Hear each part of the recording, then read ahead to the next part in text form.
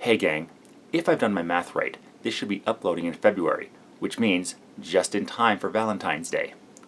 Now, like St. Patrick's Day changing from a celebration of a guy removing the snakes from Ireland to a general celebration of Irish culture to, frankly, now an excuse to get shit-faced, Valentine's Day started as the feast of Lupercilia, where men would whip random naked women with a hide of a recently sacrificed goat or dog in the hopes of increased fertility, has changed over time to the recognition of a Catholic martyr, and is now seen as a general celebration of the one you romantically love. So, the next couple of videos I'll be talking about relationships. First up, an article from charismamag.com about how couples shouldn't live together. Charisma Mag, charisma, joke about charisma, oh, hang on. Charisma, here we go. Charisma? What are you, a tiefling? Okay, yeah, they're not all going to be great. More and more couples are choosing to move in together before marriage. One reason is to save on rent. Yes, saving on rent. Saving on rent is not and should not be a reason to live with someone who may or may not become your spouse. In fact, it is a really bad reason. Below are 5 reasons shacking up is a bad idea. 1. No blessings from God.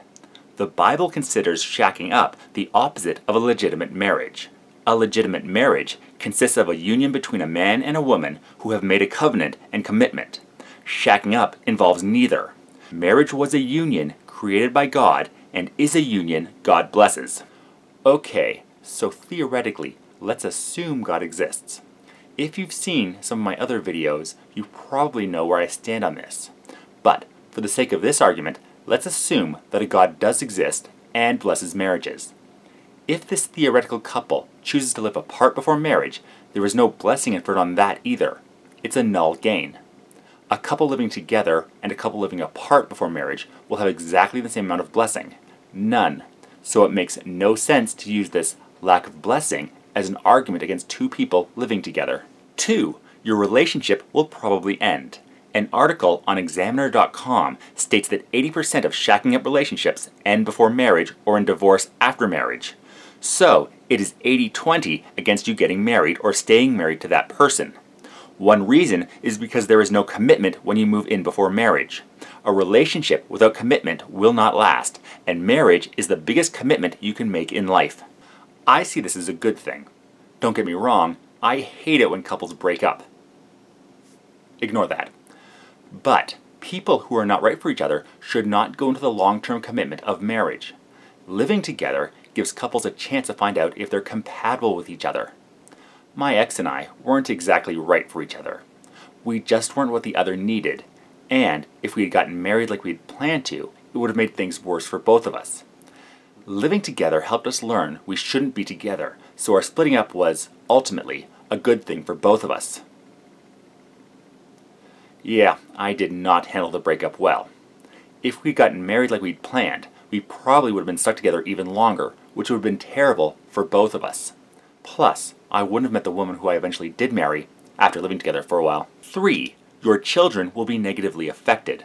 To the parents who have children, your kids are 3 times as likely to be expelled from school or get pregnant, 5 times more likely to live in poverty, and 22 times more likely to be incarcerated, all because you chose to live with someone you're not married to. I looked up these numbers. They're all single-parent statistics, not unmarried statistics. Single-parent families can come from people cohabitating who have split up, married couples that have divorced, or when the partner was lost, or even situations where one partner or the other did not stick around to raise the child. This would make a good entry on the list of reasons why both parents should be around to raise their children, but not one for why people shouldn't live together. In fact, this relates back to your previous point. It would actually be preferable for a couple to live together and find out they were not compatible before getting married and having kids. Divorce is still a thing, so single parents can come from married couples, and living together will give a chance to find out if a couple is suitable to raise kids together. Good point. And as a side note, both parents can be involved in their child's life and still not live together. Before I got custody, I made sure to be involved as much as possible in my kids' lives. I knew and consistently met with the teachers at their schools. I took advantage of as much time with them as I could. It was important to me to be as much of a father as possible to them, even after their mother and I split up. 4. It makes you lazy. As a married man, I know that once dating ends, the relationship changes.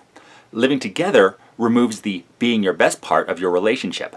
Kind of like most job interviews. You wore the suit to the interview, but once hired, you showed up in khakis and a polo. And if you're living with a woman and getting some of the benefits of marriage, sex, having someone to help around the house, sharing the bills, you can also get lazy about taking the next step in your relationship. Yes, but following that logic, you're going to get lazy once you're married as well. The difference is you're now locked into that relationship. In fact, if you think about it, cohabitating means you can't get as lazy. If it's so much easier to split up if you're only living with somebody and not married, something you mentioned in an earlier point, then following that logic, it makes sense that you will keep working harder to stay together than a couple who is married and will have a harder time splitting up. But, to be honest, I still work to preserve the joy between us and make my wife happy, because, well, I love her, and that makes me want to make her happy. Why did you slack off on making your spouse happy once you had them locked down in a marriage? 5. Saving on rent. Mentioned above. Saving on rent is not and should not be a reason to live with someone who may or may not become your spouse.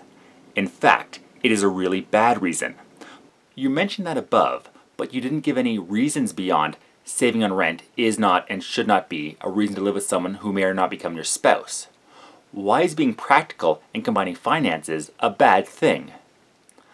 I admit I'm bringing an anecdote to a fact fight, but here's how the woman who'd become my wife moved in with me. We were living apart, and after getting her latest degree, this time in journalism, she was writing for a local television station when she had a sudden attack of integrity. Yeah.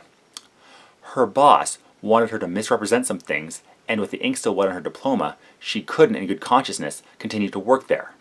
However, without a job, she wouldn't be able to afford her apartment. We'd been together for a while. Why shouldn't we move in together? It made financial sense, we loved each other, so it just seemed the best option. Now, we would have either not worked out as a couple living together, which, as I mentioned above, would have been a good indication that our relationship shouldn't go on anyway, or, and luckily this is what happened, our relationship would get stronger. And a few years later, we did take that next step and get married. Look, the bottom line is, if you're not comfortable living with someone without being married to them, don't. But there are several good reasons to move in together, the most important being to see if you do mesh as a couple full time before making it official. Also, saving on rent can be a good thing too. Anyway, that's my rebuttal on couples living together before marriage. Next time, why would an atheist like myself even get married? Stay tuned.